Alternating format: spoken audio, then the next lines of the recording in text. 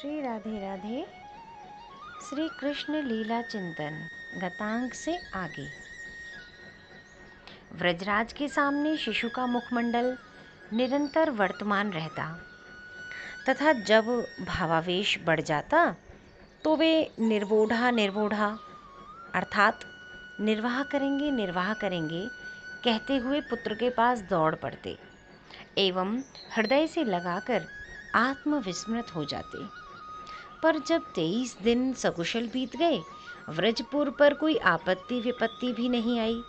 व्रजवासियों के प्रतिदिन होने वाले उमंग भरे उत्सवों में कोई व्याघात नहीं आया, तो व्रजेंद्र के मन में पुत्र की अनिष्ट आशंका कुछ शिथिल सी पड़ गई। इसी से वे आज गोष्ठ की ओर जाने का साहस कर सके। व्रजरानी को सावधान करके गोष्ठ की ओर चले गए थे। उनके पीछे यह राक्षस हृदय ब्राह्मण श्रीधर आया।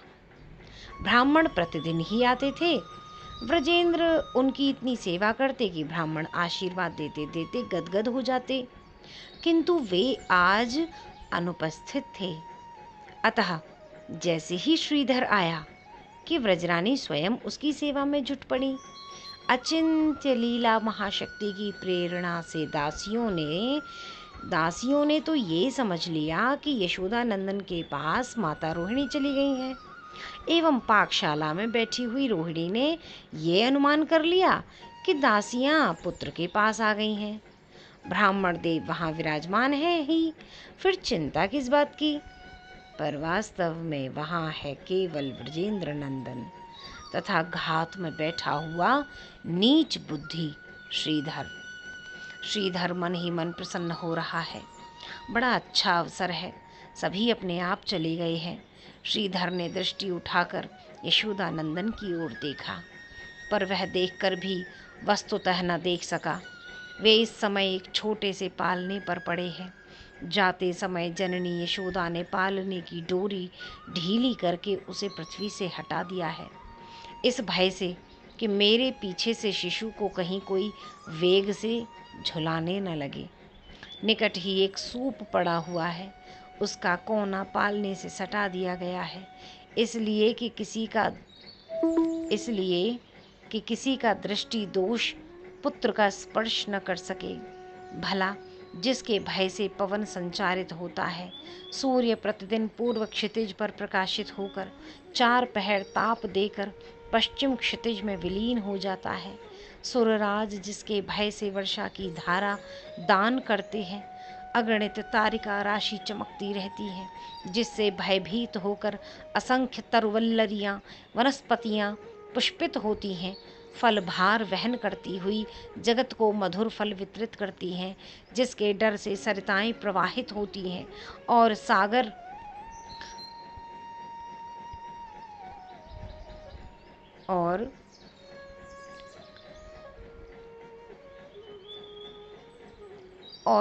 अपनी मर्यादा का त्याग नहीं करता, जिससे भयभीत अग्नि प्रज्वलित होती है और भूधरों को वक्षस्थल पर धारण करने वाली पृथ्वी जल में निमग्न नहीं होती, जिसका शासन मानकर आकाश जीवित प्राणियों को श्वास प्रश्वास के लिए अवकाश देता है और त्रिदेव सृजन पालन संहार में तत्पर रहते हैं, उस काल के भी सृष्टा एवं स्वामी व्रजेंद्र नंदन को दृष्टि दोष के भय से बचाने के लिए व्यग्रता के साथ उद्योग किया जाए। यह कितनी अद्भुत आश्चर्यमयी घटना है।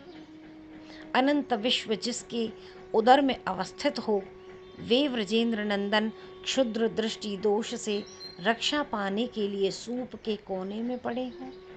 इससे अधिक आश्चर्य और क्या होगा। देखो अद्भुत अविगत की गति, कैसो रूप धर्यो है हो। 3 लोक जाके उदर बसत, सो सूप के कोने पर्यो है हो। इसीलिए श्रीधर भी व्रजेंद्र नंदन को पहचान नहीं पाता। ऐसी अद्भुत विचित्र पहेली को समझने की शक्ति भी श्रीधर की मलिन बुद्धि में नहीं है। वह यह समझने आया भी नहीं है। वह तो आया है अपने यजमान क्रूर कंस का कंटक दूर करने, पर उसकी इच्छा न रहने पर भी ब्रजेंद्र नंदन ने उसे कुछ समझा देना चाहा। उनकी वह निर्मल चाह ही श्रीधर के मलिन अंतःकरण में प्रतिबिंबित हुई, पर हुई पात्र के अनुरूप ही।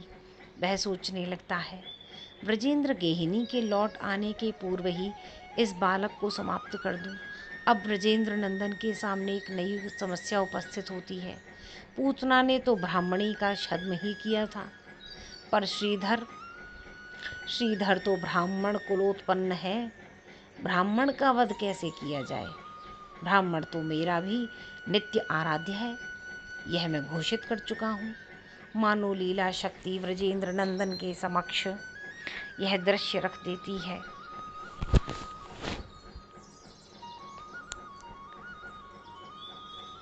वैकुंठ धाम का नैश्रेयस नामक वन है। कल्पतरुओं की पंक्तियां हैं। वसंत, ग्रीष्म, वर्षा, शरद, शीत, शिशिर, इन 6 ऋतुओं की समस्त शोभा से वृक्षावली नित्य अलंकृत है। सरोवरों का निर्मल जल फूली हुई माधवीलता से परिव्याप्त है। उन पर प्रस्फुटित कुसुम समूहों से मकरंद झर रहा है। उनके मधुगंध को अपने दुकूल में धारण किए मंद समीर प्रवाहित हो रहा है। गुनगुन करती हुई भ्रमरावली विचरण कर रही है। किसी भ्रमर का गुंजन इतना उच्च पर इतना मधुर है, मानो वह ललित उच्च कंठ से हरिगुण गान कर रहा हो। उसका गुंजन श्रवण कर कुछ क्षण के लिए पारावत, कोकिल, सारस, चक्रवाक, चातक, हंस, शुक, तीतर, मयूरों को कोलाहल शांत हो जाता है। मानो ये पक्षी भ्रमर के द्वारा किए हुए हरि कीर्तन का आनंद पाकर आत्मविस्मृत हो गए हों। तुलसी की पंक्तियों से वन सर्वत्र सुशोभित है। मंदार, कुंद, कुरबक, तिलक वृक्ष उत्पन्न, रात्रि में विकसित होने वाले कमल, चंपक, अर्ण, पुन्नाग, नाग, बकुल, मौलसिरी, अम्बुज, दिन में विकसित होने वाला कमल एवं पारिजात आदि सभी पुष्प अतिशय सौरभशाली होने पर भी गर्व रहित होकर तुलसी की वंदना कर रहे हैं, क्योंकि ये पुष्प जानते हैं श्री हरि को सबसे अधिक प्रिय तुलसी पत्र ही है।